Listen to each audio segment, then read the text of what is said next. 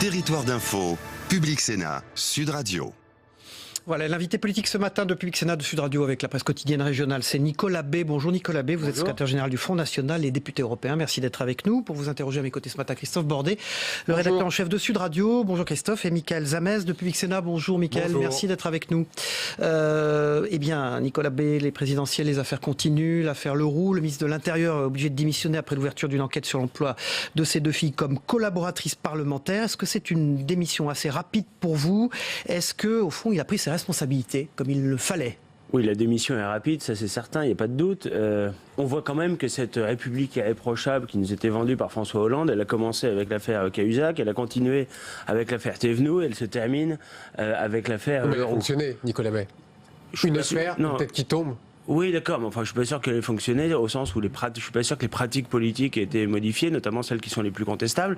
Moi, ce que je vois maintenant, c'est la question qui se pose, c'est est-ce que la justice va traiter le cas Leroux avec la même rapidité, la même efficacité que d'autres affaires, notamment l'affaire Fillon? Est-ce qu'il va y avoir dans les jours qui viennent des convocations, des auditions, des perquisitions? Ouverture d'une enquête déjà. Oui, d'accord, mais on verra. Qu'est-ce que vous souhaiteriez? Il faut que la justice travaille sereinement. Nous, ce que nous avons contesté, y compris dans le cas de François Fillon, quels que soient les faits et la gravité des faits qui lui sont reprochés, c'est qu'on avait le sentiment que la justice était totalement instrumentalisée, qu'elle a agi dans la précipitation la plus totale au lieu d'agir dans la sérénité. Bon, on va voir comment se comporte François Fillon parle de justice judiciaire TGV pendant le débat lundi soir, vous êtes d'accord avec lui? Oui, mais c'est évident.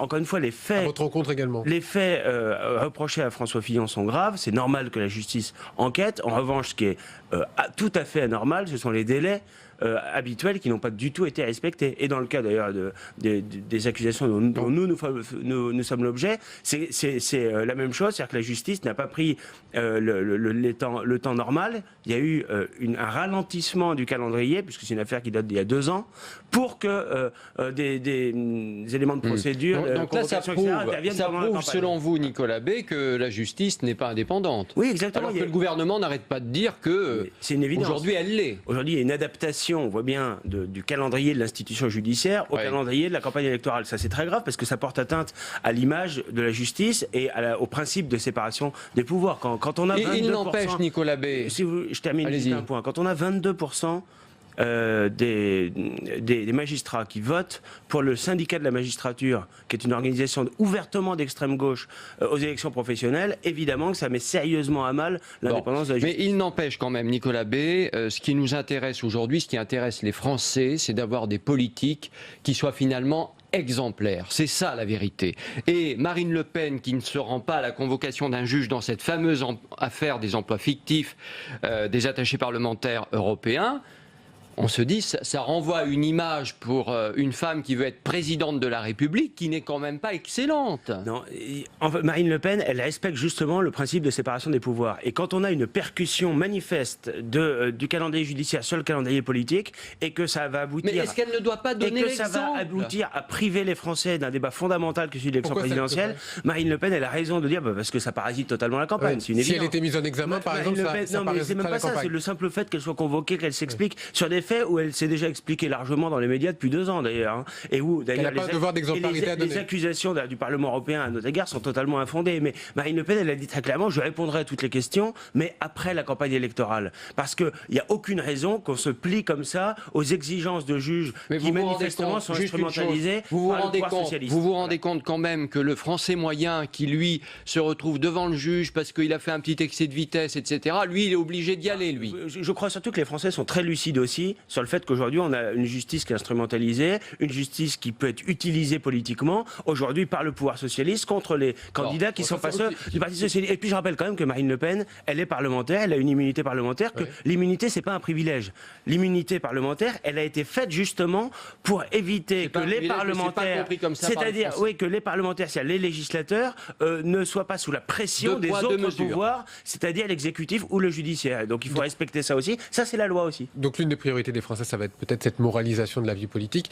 Et si on changeait aussi les formules par rapport aux députés, vous savez, qui reçoivent cette enveloppe d'argent, donc il n'y a pas vraiment de loi autour de cette enveloppe. Déjà, est-ce qu'il faut l'interdire? Deuxièmement, est-ce qu'il ne faudrait pas augmenter le salaire des parlementaires, comme le propose par exemple Julien Drey, 9 000 € net par mois? Oui, il y a un débat assez général qui peut avoir lieu sur toutes ces questions-là, qui sont des questions techniques mais qui sont importantes, et tout ce qui peut contribuer à moraliser la vie politique va évidemment dans le bon sens. Dans, oui, sur l'augmentation des salaires. La transparence très bien, sans tomber évidemment dans les dérives, l'espèce de voyeurisme qui consiste à tout contrôler, y compris la vie privée des parlementaires. Mais je crois qu'en effet, il faut renforcer d'une manière générale les contrôles. Et d'ailleurs, il faut aller plus loin. Il y a un vrai problème démocratique dans notre pays. Il faut aussi mettre fin à tous les conflits d'intérêts et se prémunir contre ces conflits d'intérêts. On voit bien qu'ils sont aussi au cœur de la campagne. On voit bien qu'il y a des soupçons qui portent notamment sur Emmanuel Macron en matière de conflits d'intérêts. Et puis, il faut faire en sorte qu'on ait une vraie démocratie vivace, ce qui n'est plus le cas aujourd'hui. C'est-à-dire consulter les Français par référendum sur les grandes orientations, c'est ce que propose Marine Le Pen. Permettre aussi aux Français de se saisir d'un débat et dans le cadre d'un référendum d'initiative populaire, quand on a 500 000 citoyens... Pour revenir aux affaires, réquisitoire supplétif à l'encontre de François Fillon dans l'affaire du Penelope Gate. En fait, les pièces produites pour justifier l'emploi de sa femme pourraient être fausses, c'est ce que rapporte le Canard enchaîné. Très honnêtement, Fillon à l'Élysée pendant que l'enquête se poursuivrait sur sa femme. Est-ce qu'une seconde pour vous, une seconde, c'est envisageable aujourd'hui? Ça me paraît difficile d'abord que François Fillon soit élu, parce qu'on voit bien qu'aujourd'hui il y a une défiance à son égard qui est liée peut-être à ses affaires, mais qui est liée au-delà de ses affaires au fait qu'il a un projet qui n'est pas rassembleur, qu'il a aussi un bilan quand il était à Matignon qui est assez désastreux, et finalement aujourd'hui la candidature de François Fillon elle apparaît un peu en perdition, elle apparaît en tout cas très... Elle est en perdition, c'est une candidature en perdition. En tout cas il est à mon avis assez lourdement discrédité dans l'opinion publique. On voit aussi d'ailleurs que les primaires ont donné une image un peu erronée. On a eu le sentiment qu'il rassemblait très largement dans le cadre de la primaire. C'était le cas aussi à gauche, alors qu'en fait c'était tout le contraire. Les candidats est-ce que c'est choquant? Est-ce que c'est choquant par défaut, et ils n'ont jamais réussi à sortir de la logique de la primaire, qui est une logique de nombrilisme sur leur famille politique. Est-ce que c'est choquant pour vous quand le Canard enchaîné, encore lui, accuse François Fillon d'avoir joué les entremetteurs entre le patron de Total, un industriel libanais et Vladimir Poutine en 2015 pour une somme de 50 000 €. En fait, on voit bien derrière tout ça, c'est les conflits d'intérêts que j'évoquais, c'est-à-dire des intérêts privés qui priment sur l'intérêt général. Quand on est engagé en politique, eh bien, on doit servir le peuple, on doit servir l'intérêt général. De façon évidente, il y a des candidats dans cette campagne qui sont soupçonnés de servir des intérêts privés. Les accointances avec la Russie, vous connaissez ça? Non, mais ça n'a rien à voir. Nous disons simplement qu'il ne faut pas que la Russie soit mise au banc des nations. Mais là, en l'occurrence, il s'agit de faits qui sont, ou en tout cas de présomption de faits graves. Quand, par exemple, François Fillon a comme client AXA de sa société de conseil, et qu'ensuite, dans son programme politique, il défend l'idée de dislocation de la protection sociale au bénéfice des assurances privées, dont AXA serait l'un des principaux bénéficiaires, on voit bien là qu'il y a des conflits d'intérêts. Et on voit bien qu'il y a des candidats qui servent des intérêts, en l'occurrence des intérêts privés. Et donc, il faut évidemment éviter ça, mais je crois que là aussi, les Français sont lucides, les Français voient les faits. Après, il faut que la justice travaille, surtout les dernières révélations, il faut que la justice fasse son travail dans la sérénité. Nicolas B, justement, un sondage IFOP fiducial pour Sud Radio, 26% des Français interrogés souhaitent le report de la présidentielle, estimant qu'il n'y a pas de vrai débat à cause des affaires. Est-ce que vous seriez favorable à ce report, vous, Front National? Non, je ne crois pas. Je crois qu'il faut respecter les institutions et faire en sorte qu'il y ait une distinction très claire entre le travail de la justice, le pouvoir judiciaire d'un côté, et la vie démocratique et électorale de l'autre. Donc la justice travaille dans tous les domaines, concernant tous les candidats, mais qu'elle le fasse dans la sérénité et qu'elle ne vienne pas en permanence parasiter par des opérations de spectacle médiatique. Si ça continue, la campagne électorale. Et si ça continue, c'est ce que vous dites. Non, mais que les Français aient légitimement des inquiétudes. Ces affaires, c'est parfaitement légitime. Mais encore une fois, il n'y a aucune raison que la justice fasse du spectacle médiatique pour essayer de donner la visibilité à son action. L'un des proches de Marine Le Pen, ancien dirigeant du GUN, groupuscule d'extrême droite, qui serait, selon le Canard enchaîné, payé comme coordinateur technique de la campagne de Marine Le Pen. Il n'y a rien de choquant. Mais il n'y a rien de choquant. Ouais. Il y a rien de choquant. Il est sous contrôle judiciaire, ça ne lui permet pas de le faire, mais il y est. Mais bien sûr que non, c'est totalement faux. La société dont il est le gérant, dans le cadre du contrôle judiciaire, voilà. donc temporairement ne peut pas travailler pour les campagnes électorales du Front National, mais Frédéric Chatillon, personne physique, il a parfaitement le droit. On est parfaitement... D'ailleurs, jamais rien n'a été caché dans ce domaine. Il fait partie des personnes qui travaillent avec nous. C'est un technicien, c'est un professionnel de qualité. Et nous assumons totalement le système du financement de nos campagnes électorales. Nous avons toujours dit que c'était parfaitement légal et jusqu'à présent, personne n'a été capable de démontrer la moindre infraction au code Et électoral. son passé un peu hardcore, ça ne vous gêne pas? Ça n'empêche pas le... Et alors, il y a les anciens du GUD gentils et les anciens du GUD méchants. Je vous demande. Non, mais je vous réponds là-dessus. Gérard Longuet, Patrick Devedjian, Alain Madelin, ils ont tous été dans les mêmes groupuscules un peu turbulents, c'est vrai. Voilà. Est-ce que ça les a empêchés d'être invités dans les matinales, d'être ministres, d'avoir des fonctions politiques? Non. Donc, en l'occurrence, Frédéric Chatillon, D'abord, Frédéric Chatillon, je vous le rappelle, il n'a pas un rôle politique, il a un rôle technique. Et ensuite, on ne voit pas pourquoi, aujourd'hui, à 45 ou 50 ans, on lui reprocherait une jeunesse turbulente quand il en avait 20. Nicolas Bay, on va changer de sujet. L'Association des maires de France reçoit les candidats à l'élection présidentielle aujourd'hui. Ils souhaitent, si vous voulez, la fin de la suspension des dotations aux collectivités locales. Si Marine Le Pen est élue présidente, l'argent va couler à flot dans les collectivités? Non, mais on va faire en sorte surtout que l'argent soit bien utilisé au service, là encore, de l'intérêt général. Et pour ce faire, il faut supprimer plusieurs strates de l'organisation territoriale de la France. Aujourd'hui, on a l'Union européenne, l'État, les conseils régionaux, les départements, les communautés de communes et les communes. Il y a trop de strates, il y a trop de couches dans le millefeuille. Donc il faut supprimer les conseils régionaux, ça n'empêche pas de maintenir les régions qui peuvent coordonner l'action des départements. Il faut supprimer les communautés de communes et il faut avoir une Union européenne qui est totalement réorganisée, une Europe respectueuse des nations et de la spécificité de chacune d'entre elles. Si on fait ça, si on allège le dispositif, si ça donnera plus de clarté, ça donnera plus de proximité aussi et donc ça, on n'a plus besoin ça de réduira couper les coûts. Le gain immédiat, la suppression des conseils régionaux et des communautés de communes, ça générerait environ 10 milliards d'euros de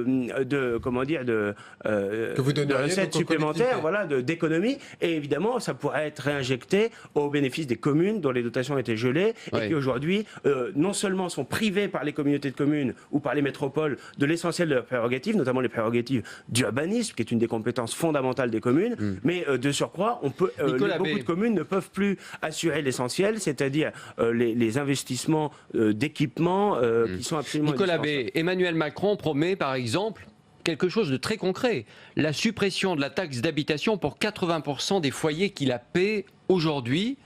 Est-ce que vous, cette taxe d'habitation, vous la maintenez si vous arrivez au pouvoir, vous souhaitez qu'elle soit maintenue, ou bien est-ce que vous faites un geste pour les Français? Nous avons un dispositif fiscal qui est extrêmement complet, d'allègement global de la fiscalité, aussi bien sur les entreprises d'ailleurs que sur les particuliers, avec notamment sur l'impôt sur le revenu une diminution importante des premières tranches de l'impôt sur le revenu, ce qui correspondrait à un allègement de la fiscalité pour les classes populaires et pour les classes moyennes. Nous entendons faire en sorte aussi qu'un certain nombre d'impôts dont la taxe d'habitation soient les plus justes possibles, ce qui n'est pas toujours le cas aujourd'hui. Donc vous la maintenez? Mais oui, mais si on diminue fortement l'impôt sur le revenu, les Français évidemment vont retrouver un pouvoir d'achat. Marine Le Pen prévoit également une prime de pouvoir d'achat pour les salaires et les retraites inférieures à 1 500 € qui serait financée par une taxe sur les importations, c'est-à-dire le protectionnisme intelligent dont on parle souvent. Non, une taxe sur les importations, ça ne frapperait pas nos compatriotes. Mais moi, ce que je vois, c'est que... si, ça va les frapper quand même. Non, ça va quand même les ça frapper. frapperait les entreprises et les pays qui importent en France. Mais moi, ce que je vois surtout, c'est que on est en pleine campagne électorale. Donc Emmanuel Macron, comme François Fillon, nous explique qu'ils vont baisser les impôts. Même si François Fillon, en l'occurrence, propose l'augmentation de certains impôts. Mais enfin, ces gens-là ont été au pouvoir. Emmanuel Macron, 3 ans à l'Élysée, secrétaire général adjoint, 2 ans à Bercy. Il a augmenté les impôts de 30 milliards d'euros. Et quant à François Fillon, il les a augmentés de près de 50 milliards d'euros pendant 5 ans à Matignon. Est-ce qu'ils ont vraiment une légitimité aujourd'hui quand ils expliquent aux Français qu'ils vont baisser les impôts? Je ne le crois pas. Nicolas Bay, secrétaire général du Front National, est notre invité. Juste, l'équipe de campagne de Marine Le Pen a été tournée sur la presqu'île de Quiberon. La société de production n'a jamais demandé d'autorisation. Ça fait un peu de tâche pour une candidate qui se dit proche des territoires, non? Écoutez, les paysages de France, ils appartiennent à tous les Français. Voilà, je pense que c'est donc vraiment... Donc il ne fallait pas demander d'autorisation à la presqu'île. Écoutez, je ne sais pas exactement techniquement les relations avec l'administration qui ont eu lieu, mais enfin, j'ai quand même l'impression qu'il n'y a pas mort d'homme. Nicolas Bay, Marine Le Pen au Tchad, elle a rencontré le président Idriss Déby pour évoquer le fondamentalisme islamique. Aujourd'hui, elle s'adresse aux troupes françaises. Elle se croit déjà présidente, Marine Le Pen?